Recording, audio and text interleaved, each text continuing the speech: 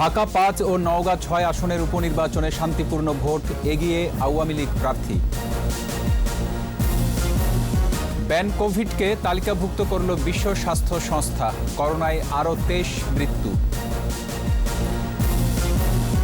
দেশ জুড়ে পুলিশের ধর্ষণ বিরোধী সমাবেশ, অপসংস্কৃতি বন্ধের আহ্বান সম্মিলিত সাংস্কৃতিক জোটের। স্বাস্থ্যবিধি মেনে দুর্গোৎসব, সান্ধ্য আরতির পর মণ্ডপে প্রবেশ নয়, হবে না বিসর্জনের শোভাযাত্রা।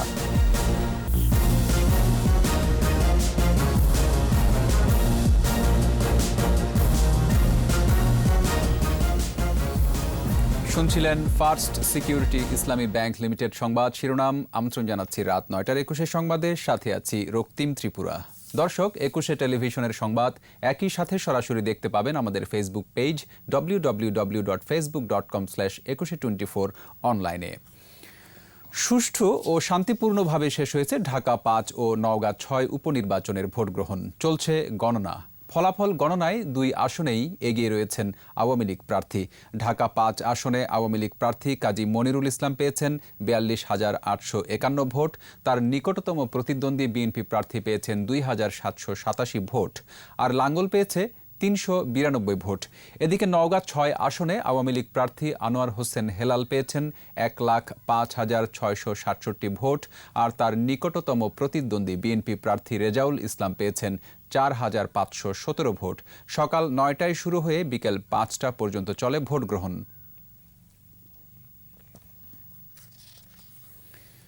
এদিকে প্রতিটি কেন্দ্রেই ভোট নেওয়া হয়েছে ইলেকট্রিক ভোটিং মেশিনে। ফলাফল যাই হোক, মেনে নেয়ার আগাম ঘোষণা ছিল ঢাকা ৫ আসনের আওয়ামী লীগ প্রার্থী কাজী মনিরুল ইসলাম মানুর। আর বিএনপির সালাউদ্দিন আহমেদ পুনর্নির্বাচনের দাবি জানিয়েছেন। সহকর্মীদের সহায়তায় তৌহিদুর রহমানের রিপোর্ট। ঢাকা ৫ আসনের ১৮৭টি কেন্দ্রের ভোট গ্রহণ শেষ। সারাদিনই কেন্দ্রগুলোতে ছিল ভোটারদের উপস্থিতি। এখন চলছে ভোট গণনা। ঢাকা ৫ আসনের আওয়ামী লীগ প্রার্থী কাজী মনিরুল ইসলাম বলেন, সুষ্ঠু পরিবেশেই ভোট হয়েছে। জয়ে শতভাগ আশাবাদী তিনি। সার্বিক পরিস্থিতি অত্যন্ত ভালো, আপনারা নিজের সচক্ষে দেখে গেলেন। ইনশাল্লাহ ভোট হচ্ছে সুষ্ঠুভাবে এবং সম্পূর্ণ সুষ্ঠুভাবে হবে ইনশাল্লাহ। যদি কেউ মনের মধ্যে এরকম কোনো কিছু থাকে যে নির্বাচনটাকে বানচাল করার, আসলে তাদের সেই চিন্তা ভাবনাটা ভুল। এদিকে অধিকাংশ কেন্দ্র থেকে এজেন্টদের বের করে দেওয়ার অভিযোগ ছিল বিএনপির প্রার্থী সালাউদ্দিন আহমেদের। বিকেলে তিনি আবার নির্বাচন অনুষ্ঠানের দাবি জানান। একটা জিনিস স্পষ্ট হয়ে গেছে, আওয়ামী সন্ত্রাসীরা প্রত্যেকটা কেন্দ্র থেকে আমাদের পুলিং এজেন্টগুলোকে বের করে দিয়েছে। ভোটের পরিবেশ নিয়ে সন্তোষ প্রকাশ করেন ডিএমপি কর্মকর্তারা। সবাই মিলে আমরা নিরাপত্তা নিশ্চিত করার জন্য কাজ করছি এবং আমরা যারা সিনিয়র কর্মকর্তারা বিভিন্ন সেন্টার ঘুরে দেখছি। আমার কাছে ইলেকশনের কর্মকর্তা আছেন, সবার কাছ থেকে শুনছি যে কোনো অসুবিধা আছে কিনা এবং সে অনুযায়ী আমরা ব্যবস্থা নিচ্ছি। অন্যদিকে নওগাঁ ৬ আসনের উপনির্বাচনের ভোট গ্রহণও ছিল শান্তিপূর্ণ। ভোটের পরিবেশ এবং ইভিএম ভোট দিয়ে খুশি নবীন ভোটাররা। আমি এবার প্রথম ভোট দিয়ে খুব ভালো লাগতেছে আমার। এই প্রথম হচ্ছে কম্পিউটার মেশিনে ভোট দিলাম, সুষ্ঠু ভোট, আমার খুব ভালো লাগছে। এই আসনে নৌকা প্রতীকের প্রার্থী আনোয়ার হোসেন হেলাল জয় নিয়ে আশাবাদী। ধানের শীষের প্রার্থী শেখ রেজাউল ইসলাম রেজু শেষ বেলায় এসে নির্বাচন থেকে সরে দাঁড়ানোর ঘোষণা দেন। আমরা ছিলাম শেষ দেখাটা পর্যন্ত, কিন্তু না, কোনোভাবেই এই জায়গা থেকে তারা সরেনি। আমি আমার নেতাকর্মীদের নিয়ে সে কারণে এই নির্বাচন থেকে আমি সরে দাঁড়াচ্ছি। তৌহিদুর রহমান, ২১ টেলিভিশন। বাংলাদেশের গ্লোব বায়োটেকের ৩টি ভ্যাকসিন তালিকাভুক্ত করেছে বিশ্ব স্বাস্থ্য সংস্থা। শনিবার গ্লোব বায়োটেকের সংবাদ বিজ্ঞপ্তিতে জানানো হয়, ১৫ অক্টোবর ২০২০ তারিখে বিশ্ব স্বাস্থ্য সংস্থার এ তালিকায় স্থান পেয়েছে তাদের 3টি ভ্যাকসিন। এগুলো হলো D614G variant mRNA vaccine, DNA plasmid vaccine এবং এডিনোভাইরাস টাইপ 5 ভেক্টর ভ্যাকসিন। বিজ্ঞপ্তিতে আরও জানানো হয়, বাংলাদেশের গ্লোব বায়োটেকই বিশ্বের একমাত্র প্রতিষ্ঠান যাদের সর্বোচ্চ 3টি ভ্যাকসিনের নাম এ তালিকায় অন্তর্ভুক্ত করা হয়েছে।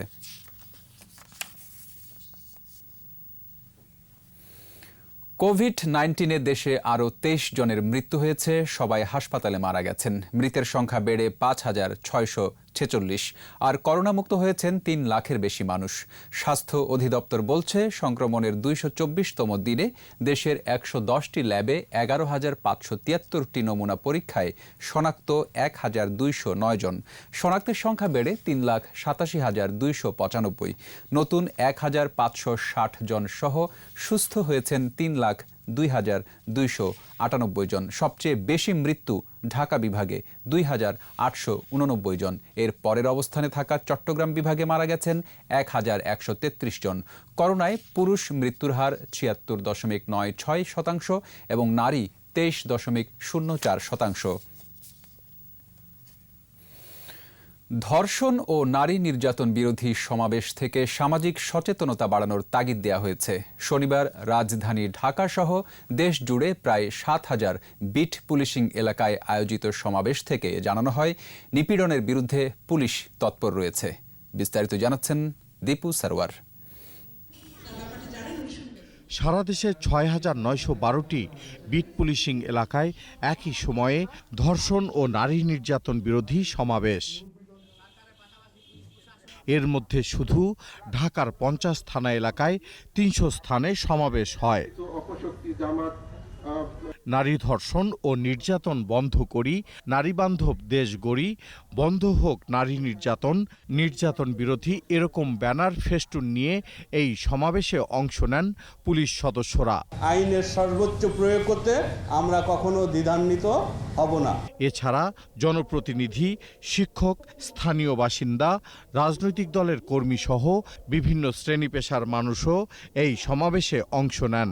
এই নারী নির্যাতন এবং ধর্ষণ থামবে না যতক্ষণ পর্যন্ত আমাদের মাইন্ডসেট পরিবর্তন না হয়। যে ধর্ষণের সাথে যদি কেউ সম্পৃক্ত থাকে, সে যে দলেরই হোক, তাকে আইনের আওতায় আনতে হবে। এবং আপনারা আইন শৃঙ্খলা রক্ষাকারী বাহিনী কিন্তু ধর্ষকদের গ্রেপ্তারের মাধ্যমে আপনারা সেই পরিচয় দিয়েছেন। সমাবেশ থেকে বলা হয় ধর্ষকদের গ্রেপ্তার করা হচ্ছে, ধর্ষণ প্রতিরোধে পুলিশ তৎপর আছে, তবে নির্যাতন রোধে দরকার সামাজিক সচেতনতা। এখানে যারা আছি আমরা অঙ্গীকার করি যে নারী নির্যাতন, নারী ধর্ষণ প্রতিরোধে আমি একটা সামাজিক এজেন্ট হিসাবে কাজ করি। এসিড সন্ত্রাস ও মাদকের বিরুদ্ধেও পুলিশ তৎপর আছে বলেও জানানো হয় সমাবেশ থেকে। দীপু সারওয়ার, 21 টেলিভিশন, ঢাকা। নারী নির্যাতন ও ধর্ষণ প্রতিরোধে অপসংস্কৃতি বন্ধের আহ্বান জানিয়েছেন সম্মিলিত সাংস্কৃতিক জোটের নেতারা। মানুষের নৈতিকতা ও সচেতনতায় সরকারের পাশাপাশি সাংস্কৃতিক কর্মীদের এগিয়ে আসারও আহ্বান তাদের। সন্ধ্যায় কেন্দ্রীয় শহীদ মিনারে নারী নির্যাতন ও ধর্ষণের প্রতিবাদে আয়োজিত সাংস্কৃতিক সমাবেশে এসব কথা বলেন তারা। সাইদুল ইসলামের রিপোর্ট।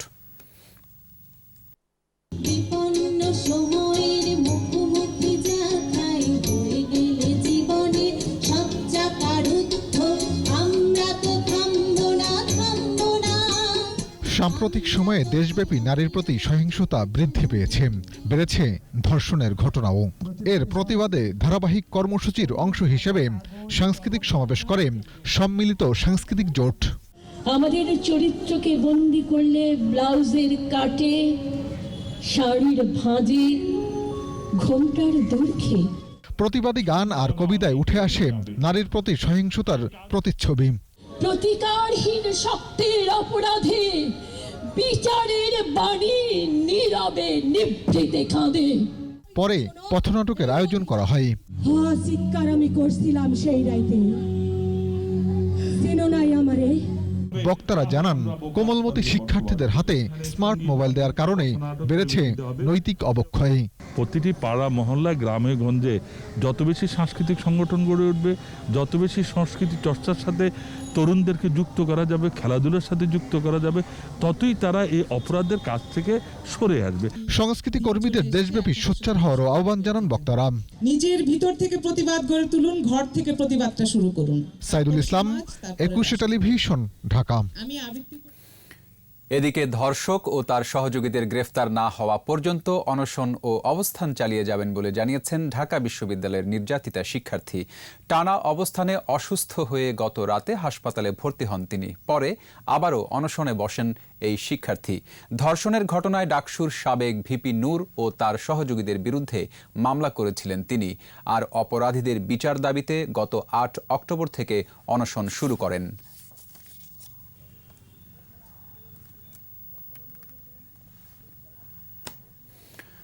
স্বাস্থ্যবিধি সহ ৩৩ নির্দেশনা মেনে হবে এ বছরের শারদীয় দুর্গাপূজা। সারা দেশের ৩০,২১৩ মন্দির ও মণ্ডপে দুর্গোৎসব হবে, যা গত বছরের চেয়ে ১,১৮৫টি কম। ২২ অক্টোবর ষষ্ঠী এবং ২৬ অক্টোবর প্রতিমা বিসর্জন। করোনার কারণে এবার রাজধানীতে কুমারী পূজা হবে না প্রতিমা বিসর্জনের শোভাযাত্রা, প্রসাদ বিতরণ ও সাংস্কৃতিক অনুষ্ঠান। আহমদ বাবুকে সাথে নিয়ে স্মৃতি মণ্ডলের রিপোর্ট। ঢাকেশ্বরী জাতীয় মন্দিরে দুর্গাপূজার আনুষ্ঠানিকতা নিয়ে সংবাদ সম্মেলন করে বাংলাদেশ পূজা উদযাপন পরিষদ। এতে পূজা উদযাপন সহ আনুষ্ঠানিকতার বিভিন্ন বিষয় তুলে ধরা হয়। সকল পূজা মণ্ডপ মন্দিরে প্রার্থনা করতে হবে বিশ্ববাসী যেন দ্রুত করোনামুক্ত হয়ে স্বাভাবিক জীবনে ফিরে আসতে পারে। ২২ অক্টোবর ষষ্ঠী তিথিতে দেবী দুর্গার আমন্ত্রণের মধ্য দিয়ে শুরু হবে দুর্গাপূজা। আসার সময় ঝড়ঝাপটা হবে, যাওয়ার সময় আপনাদের থেকে আবার দনদান্য পুষ্প সমস্ত কিছু দিয়ে ভরে দেবে। করোনার কারণে প্রতিমা বিসর্জনে শোভাযাত্রা, প্রসাদ বিতরণ সহ সাংস্কৃতিক অনুষ্ঠান হবে না এবারের দুর্গোৎসবে। কুমারী পূজা মিশনে করে, সে মিশনে ঢাকাতে কুমারী পূজা হবে না। ঢাকার বাইরে দু এক জায়গা হতে পারে, যেখানে সুবিধাজনক অবস্থা যদি থাকে তারা যদি ম্যানেজ করতে পারে। ভক্ত ও দর্শনার্থীদের নির্দেশনা মেনে পূজা উদযাপনের আহ্বান জানানো হয় সংবাদ সম্মেলনে। প্রতিমা নিরঞ্জনে শোভাযাত্রা পরিহার করতে হবে। স্মৃতিমণ্ডল, ২১ টেলিভিশন, ঢাকা। মধ্যবর্তী নির্বাচনের নামে মধ্যবর্তী টালবাহানার প্রয়োজন নেই।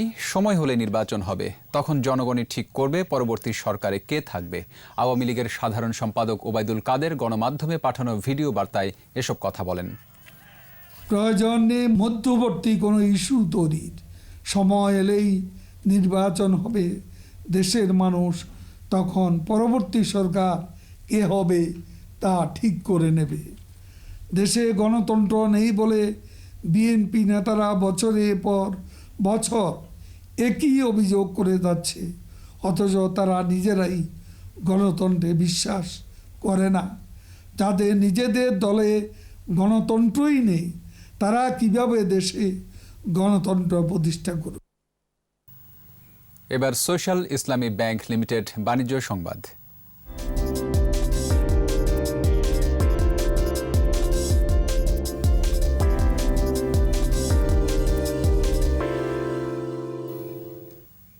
বাজারে কমে আসছে গ্রীষ্মের সবজির সরবরাহ, তবে শীতের সবজির যোগানও কম, তাই দাম বেশি। কয়েক দফা বন্যায় ফসলহানি হয়েছে বলে এমন উচ্চ দাম বলছেন বিক্রেতারা।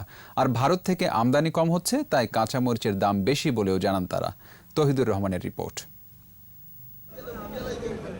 রাজধানীর কারওয়ান বাজার অন্য বাজারের চেয়ে সবসময় পণ্যের দাম কিছুটা কম থাকে। হেমন্তের এই সময়টাতে শীতের সবজি আসতে শুরু করেছে, তবে আগের বছরের তুলনায় যোগান কম। গ্রীষ্মকালীন ও ১২ মাসি সবজির সরবরাহ কমেছে, তাই বাড়তি দরে বিক্রি হচ্ছে শাকসবজি।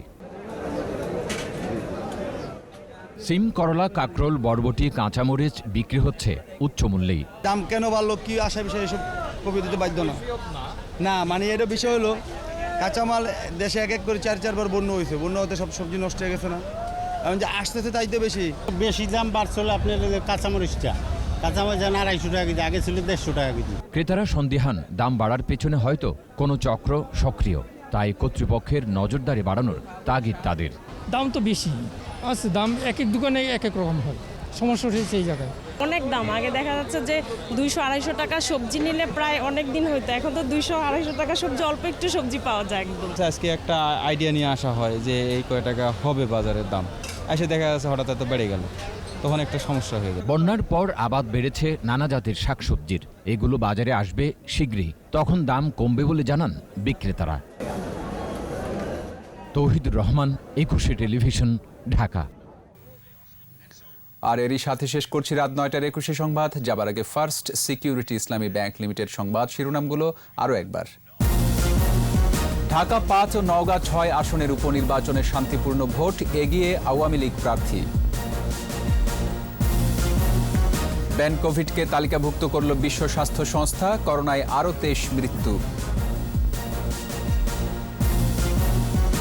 দেশজুড়ে পুলিশের ধর্ষণ বিরোধী সমাবেশ, অপসংস্কৃতি বন্ধের আহ্বান সম্মিলিত সাংস্কৃতিক জোটের।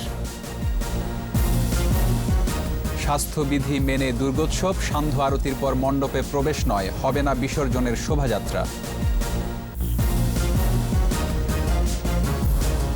দর্শক, সর্বশেষ খবর জানতে ডায়াল করুন 2021 নম্বরে আর ভিজিট করুন 21-tv.com ওয়েবসাইটে। এছাড়া ফেসবুকে লগ ইন করতে পারেন facebook.com/2124 অনলাইনে। পরের সংবাদ রাত 11টায় দেখার আমন্ত্রণ রইল। স্বাস্থ্যবিধি মেনে চলুন, সুস্থ থাকুন।